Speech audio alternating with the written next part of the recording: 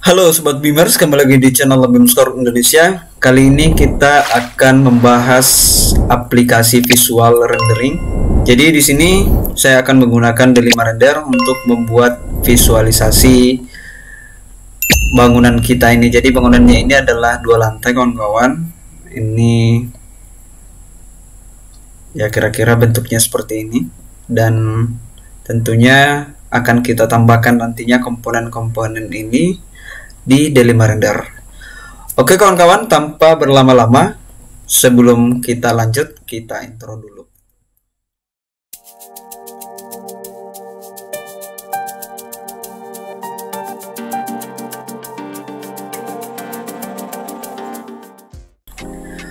Oke, jadi kita sudah membuka projectnya kawan-kawan. Kemudian di sini saya akan klik Connect to D5 Render. Bagi kawan-kawan yang belum paham cara installnya, silahkan lihat video sebelumnya tentang cara install D5 Render. Oke. Nah, di sini kita start, kemudian kita tunggu sampai D5 rendernya terbuka kawan-kawan. Oke, jadi kawan-kawan, di sini kita sudah membuka D5 rendernya ya kawan-kawan. Nah, tampilannya kira-kira seperti ini. Jadi di kiri atas ini ada menu ya, ada menu. Kalau kita klik ini kawan-kawan, itu akan muncul file, kemudian edit, view, insert, tool, window. Jadi yang paling penting tentunya adalah kita harus menyimpan tentunya filenya kawan-kawan. Ini kita bisa klik kawan-kawan, kemudian kita save ya gitu. Jadi seperti aplikasi-aplikasi pada umumnya, di sini ada juga new project ya. Di sini kawan-kawan, new project, open, dan recent gitu ya. Jadi kalau new project kita membuat project baru, open kita membuka file lama, kemudian save ini untuk menyimpan dan lain sebagainya, kemudian import, render, dan lain-lain. Oke. Jadi kira-kira seperti itu. Nah, kemudian kawan-kawan, di sini kita klik import ini untuk memasukkan model.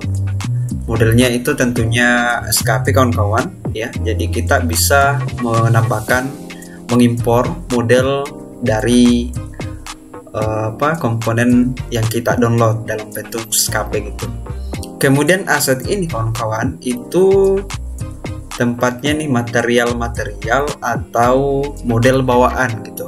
Kalau kita klik ini di sini kawan-kawan, browse render ready model or material. Jadi fungsinya ya itu kawan-kawan, tempat asetnya gitu. Jadi ini tentunya banyak bisa kita download, tapi kawan-kawan ingat ini versi free. Jadi ini dibatasi tentunya kawan-kawan. Kalau ada tulisannya atau kodenya pro itu tidak bisa kita gunakan seperti ini kawan-kawan ya. Ini tidak bisa kita gunakan karena kita harus beli dulu gitu. Jadi kita harus bisa beli. Tentunya ini kita bisa siasati atau apa ya kawan-kawan ya bahasanya ya, taktisi ya gitu kira-kira kawan-kawan, dengan cara download model-model dari 3D Warehouse gitu. Oke, jadi ini tentunya kita akan bahas mungkin di video-video mengikut pembahasannya gitu kawan-kawan. Di sini kawan-kawan kita bisa membuat scenes ya. Jadi ini kalau kita tambahkan seperti ini, maka kita akan menyimpan view gitu ya. Scenes-nya kita bisa simpan gitu.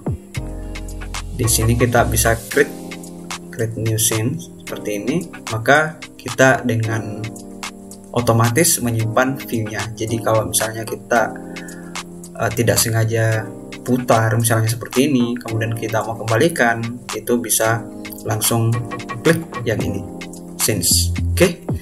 Tentunya ini bisa kita atur dan itu akan kita bahas di part selanjutnya ya kira-kira untuk image. Oke. Jadi kawan-kawan, di sini ada lagi nih, ada layer. Layer ini fungsinya adalah untuk membagi komponen gitu ya. Misalnya nih kita punya beberapa komponen dan itu misalnya kita mau hide dan lain sebagainya. Nah, ini layer bisa kita gunakan. Kemudian objek ini di sini kawan-kawan, bangunan 2 lantai itu ya objek yang kita masukkan. Kemudian import ini ketika kita mengimpor model dia akan tampil di sini. Oke. Seperti itu. Kemudian ini yang titik apa ini ya, segitiga gitu ya kawan-kawan ya. Ini kita bisa munculkan nih, misalnya di objek kita bisa munculkan hanya material dari bawaan atau objek dari bawaan, atau kita mau tampilkan secara sempurna atau full gitu. Oke, untuk sisi kiri ya kira-kira seperti ini. Jadi ini kawan-kawan, dan tentunya ini akan kita bahas seiring dengan part yang kita bahas gitu. Nah, kemudian di sini kawan-kawan ada lagi nih namanya apa nih ya kawan-kawan ya. Dia ini untuk move atau rotasi gitu. Jadi kita bisa gunakan ini untuk merotasi atau move gitu. Kemudian scale kalau kita mau merubah ukuran gitu. Kemudian oke. Nah, disinilah kawan-kawan di bagian atas nih. Ini ada namanya apa nih kawan-kawan ya, add link. Kalau kita mau tambahkan nih kawan-kawan lampu ada penerangan gitu ya, itu bisa gitu. Kemudian ini seperti Lumion nih kawan-kawan, kalau kita mau menambahkan objek kemudian kita mau memanjangkan ya, atau tidak klik satu persatu, itu bisa kawan-kawan. Kemudian yang ini apa namanya ini, tools ini fungsinya, coba kita klik ya, nggak lalu tuh kawan-kawan.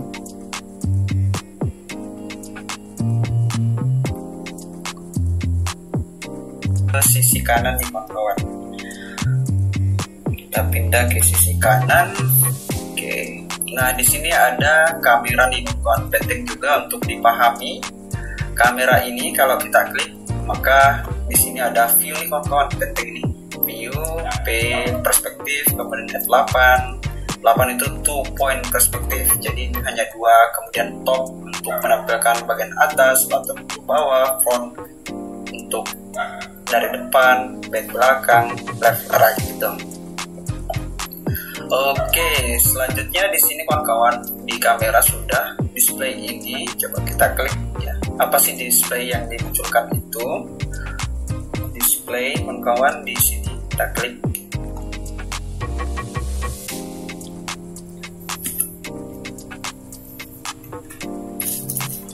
Nah, di sini display kira-kira ya seperti ini nih kawan. Ini kita moodnya apakah dia, kita cek klik seperti ini, apa yang terjadi kawan-kawan. Nah, kira-kira seperti ini. Kemudian kalau kita play kira-kira seperti ini. Kemudian kalau step ini ya kira-kira seperti ini. Oke. Kita kembalikan ke mode yang ini aja ya, seperti ini dasarnya, standar mungkin ya. Oke, kita kembali ke sini. Nah, kira-kira seperti ini kawan ya, kita tunggu ini.